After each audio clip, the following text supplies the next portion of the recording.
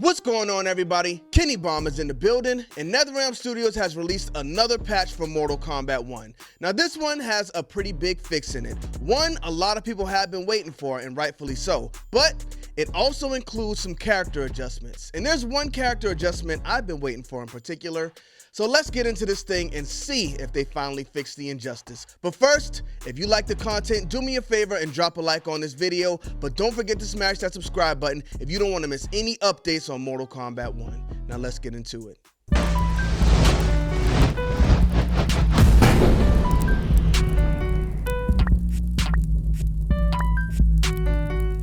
Run, boy, they coming on. So here we have our patch notes, fresh off the press. We're going to start off with the general gameplay adjustments, and then we'll take a look at some of the character-specific adjustments. Maybe your go-to character has been having issues. Well, today might be your lucky day.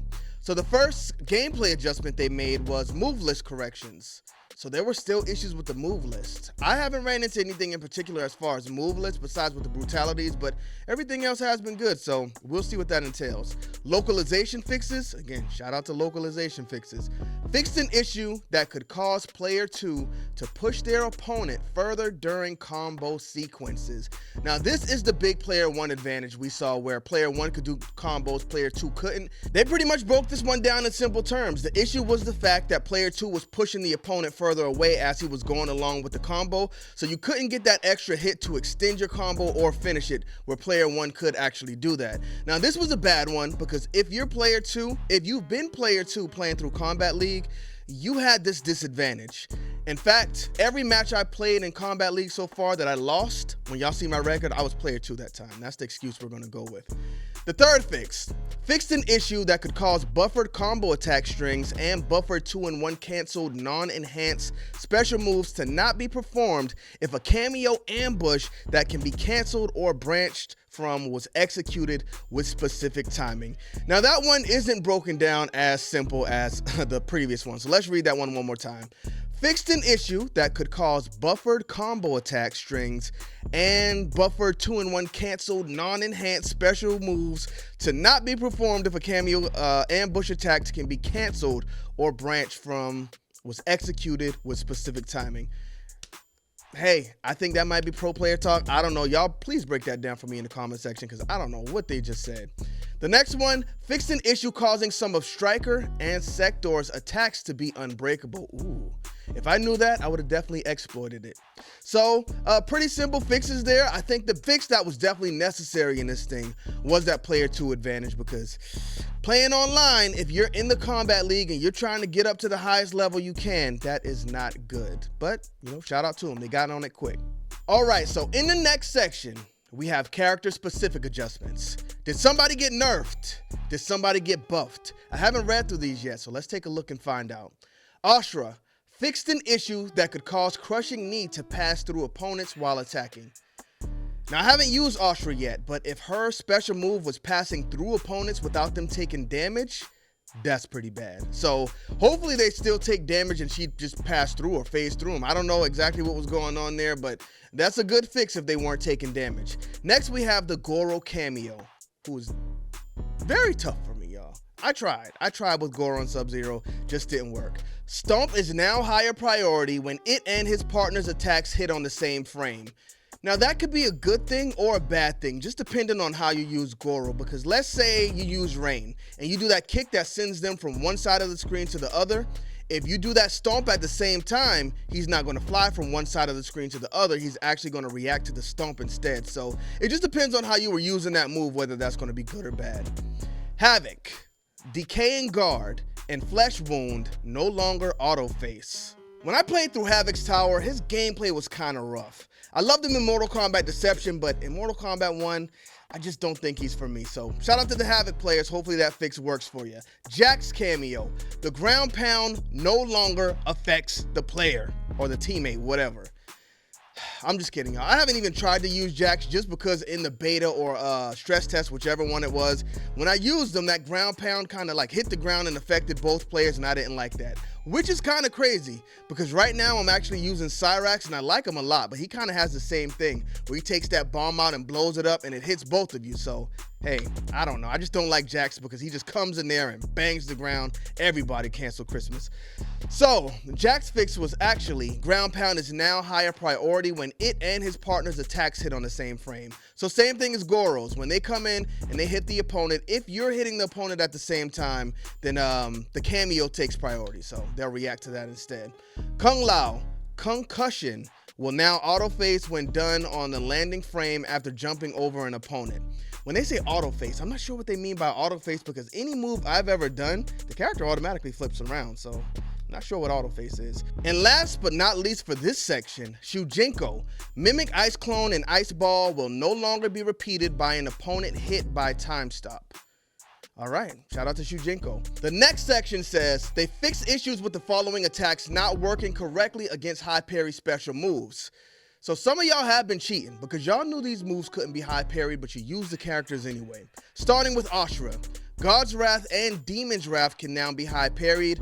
Light Ascension and Dark Ascension can now be high parried. So that's 4 attacks you could not do a high parry on with Ashura, and you guys have still been using her knowing it either way. Now Baraka. Probably the most overwhelming character in this game. If you run into a Baraka in Combat League, say your prayers before the match starts. That's all I got to say. Air, Death Spin can no longer be high parried. What? They're giving him advantages? Reflex Tester can no longer be high parried. What? Bleeding Foot, second hit can no longer be high parried. Yo, y'all gotta keep anything wrong with Baraka because he is in there going crazy. And y'all gotta fix him. I don't know what's going on with Baraka. Seems like when you know what? I'm not gonna go on a Baraka rant. General Shao, Power Strike can now be high parried. Fixed parry inconsistency between Devastator and Classic Khan. Both can no longer be high parried. General Khan's another one who goes crazy in there. Johnny Cage, Ball Buster can now be high parried. Rising Star can now be high parried. Shadow Kick can now be high parried. So Johnny Cage players, y'all need to know that. Kenshi, Sento Stance Lost Way can no longer be high parried. I don't know if y'all need to give Kenshi anything else either. Kung Lao, Knee Buckle can now be high parried. Li Mei, Flipping Heel Kick can no longer be high parried.